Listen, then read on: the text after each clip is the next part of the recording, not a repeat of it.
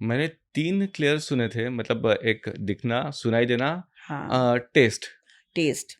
जी, ये हाँ, है। वो भी होता है। हाँ। तो बहुत अच्छा सवाल पूछा आपने, बिकॉज़ जब भी हम कनेक्ट करते हैं स्पिरिट्स के साथ, तो हम मैंने जैसे बोला अलग-अलग तरीका हो गया है। जैसे कुछ ऑटोमैटिक राइटिंग, जैसे मैं एक ऑटोमैटिक राइटर हूँ। सो स्पिरिट मेरे माध्यम के थ्रू मैसेजेस देखती है। तो where I start writing in a book, मेरी आँखें बंद रहती है, स्पिरिट कनेक्ट होती है एंड मैं लिखना शुरू करती हूँ। तो वो एक ऑटोमैटिक राइटिंग वो अलग हो गया है। उसे हम क्लेरो कॉग्निजेंस भी कहते हैं। वो एक अलग है, वो बाकी नॉर्मल पर्सन को समझ में नहीं आएगा। लेकिन टेस्ट की अगर आप बात कर रहे हो, तो जब भी हम क्लाइंट के साथ कनेक्ट करते हैं या उनके जो डिपार्टेड सोल के साथ टेस्ट, तो उनका जो फैमिली मेंबर या जो स्पिरिट था, उनको जो चीज़ें पसंद थी, वो टेस्ट भी हमको आता है, वो समझ में आता है। तो वैसे अच्छा। अलग-अलग चीज़ें होती है वैसे। कभी-कभी कान में बोल के जाती है, आपको कानों में आवाज़ आएगी। तो ये सारी बहुत डीप नॉलेज है। मतलब जस्ट एग्ज़ाम्पल के लिए किसी को बंगाली मिठाई बहुत ज़्यादा पसंद है, मतलब हाँ, वो उसे पास्ट बिल्कुल। बर्थ में, तो आपको वो टेस्ट यस, आएगा। यस, हाँ, डेफ़िनिटली जिससे हम कनेक्ट कर रहे हैं, जिनके लिए, उनका।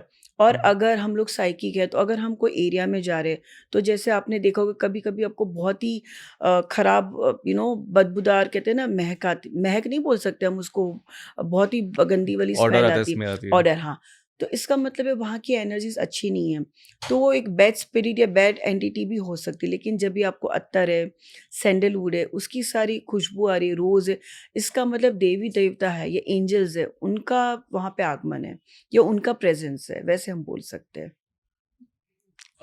मेरी आई जनरली ये चीज़ कहती है कि जैसे हम इवनिंग में बैठे हैं, दिया वगैरह लगा दिया भगवान के सामने, हुँ, और अचानक से एक अच्छी सी स्मेल आती है। हाँ नॉट जी, उदबत्ती, लेकिन एक अचानक से स्मेल आती है।